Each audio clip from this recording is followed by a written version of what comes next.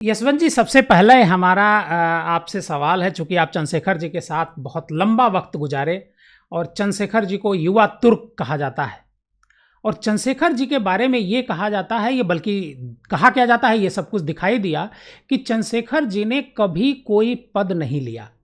अटल बिहारी वाजपेयी, इंदिरा गांधी, ये सारे लोग उनसे खौफ खाते थे, एक तरीके से डरते थे। लेकिन चंद्रशेखर जी ने जब पद लिया तो सिर्फ और सिर्फ प्रधानमंत्री का लिया। चंद्रशेखर जी से आपका किस तरह का रिश्ता था और कैसे आपसे उनकी मतलब इंटीमेशन या मुलाकात कैसे होती है? देखिए, चंद्रशेखर जी हम लोगों के बचपन से राजनीतिक दृष्टि से एक आदर्श नेता के रूप में हम लोग उनको देखते थे। ग्रामीण अंचल में जो चर्चाएं होती थी उसमें आए दिन हर आदमी चंद्रशेखर जी की तारीफ करते हुए मिलता था।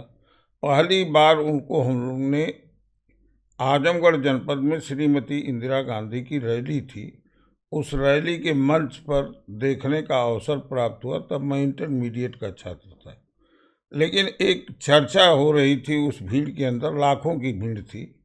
उस भीड़ में लोग ये कह रहे थे कि चंद्रशेखर जी का यहाँ भाषण नहीं होगा, चंद्रजीत यादव उसका संचालन कर रहे थे। हम लोगों ने जिज्ञासावश पूछा कि क्यों ऐसा होगा, तो लोगों ने कहा कि चंद्रशेखर बहुत अच्छे वक्ता हैं, अगर वह बोल देंगे तो इन लोगों का महत्व कम रहेगा, लोग पसंद ज़्यादा चंद्रशेखर जी को करते हैं, इसलिए इनको भाषण करने का अवसर नहीं दिया जाएगा। उस समय वह मंच पर थे, लेकिन सही है कि सीधे इंदिरा गांधी को ही बुलाया गया और इंदिरा गांधी ने संबोधन किया। उसके बाद कुछ ही दिनों बाद देश की राजनीति पलटी। यहाँ पर गुजरात से हुए आंदोलन के बाद बिहार, यूपी, देश में छात्र आंदोलनों की शुरुआत हुई और उसमें चंद्रशेखर जी ने भी कोशिश किया कि यह संघर्ष टल जाए, लेकिन इंदिरा जी उन बातों पर सहमत नहीं हुई। यहाँ तक कि चंद्रशेखर जी ने यह भी कहा कि सत्ता जब भी संतों से टकराती है तो चूर चूर हो जाती है, लेकिन दोनों पक्ष अड़ा हुआ था। जयप्रकाश जी भ्रष्टाचार के खिलाफ आमूल चूर। मुझे लगता है आप 77 में जो आंदोलन हुआ, जेपी का जो आंदोलन हुआ और जिस तरीके से सत्ता परिवर्तन उन्होंने किया, आप मुझे लग रहा है उसकी बात कर रहे हैं। ऐसा है कि मैं इनको देखा था 74 में जी पहली बार जी। 75 में और 74 दोनों का दौर, उसके बाद आंदोलनों का ही शुरू हो गया था।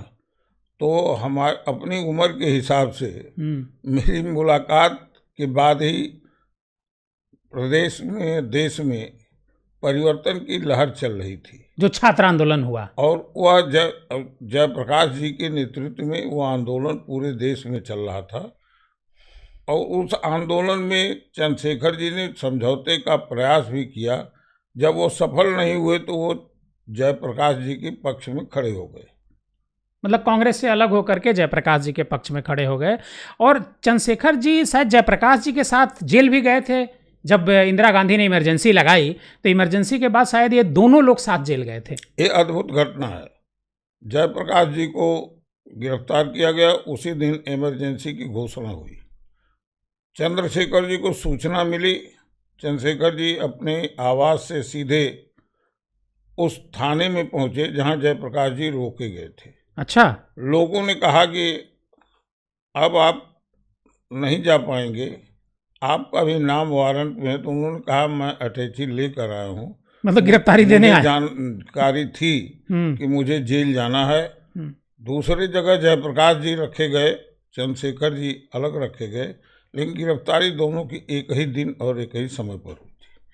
चंद्रशेखर जी आखिर कोई पद उन्होंने क्यों नहीं लिया? जब उसमें कांग्रेस की सरकार थी, वो राज्यसभा के भी मेंबर थे, बलिया से चुनाव भी जीते, कोई पद क्यों नहीं लिया? सांसद के अलावा उनको इंदिरा गांधी भी शायद मंत्री बनाना चाहती थी, तो क्यों पद नहीं लेते थे वो? देखिए, ऐसा है, चंद्रशेखर जी ग्रामीण अंचल में पैदा हुए थे, राजनीतिक वरासत नहीं थी, उनके खानदान में कोई बड़ा राजनेता नहीं था।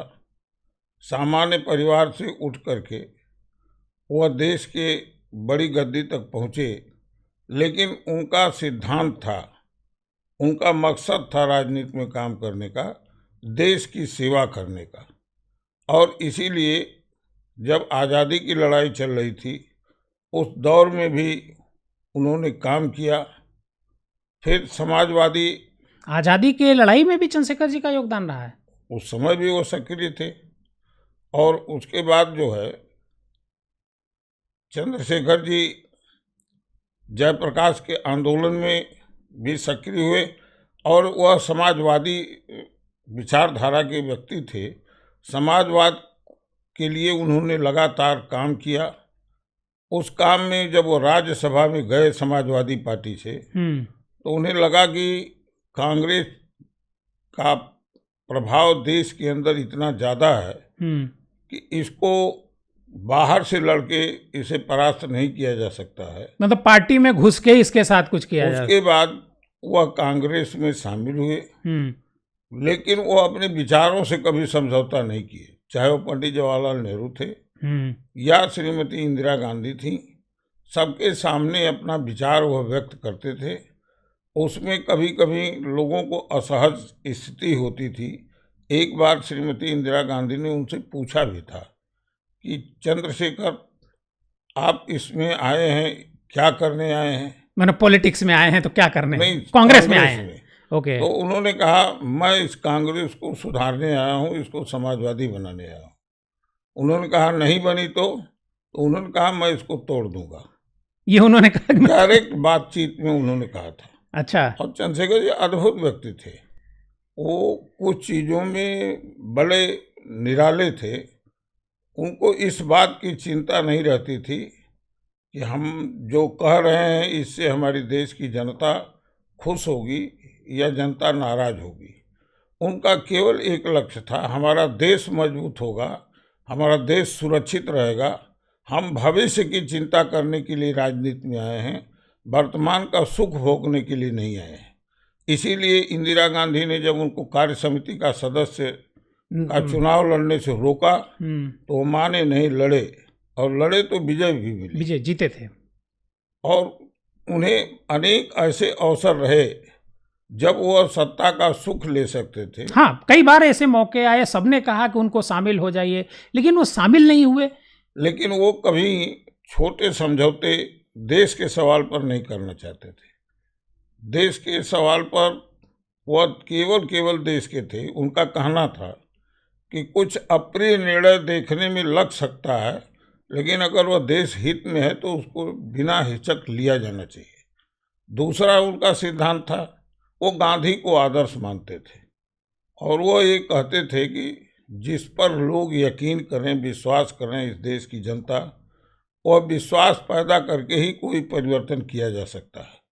लाठी गोली के बल पर इस देश को न चलाया जा सकता है, न इसे बदला जा सकता है। लेकिन उनकी धारणा दूसरे तरह की थी। वो गोली चलाने के खिलाफ थे।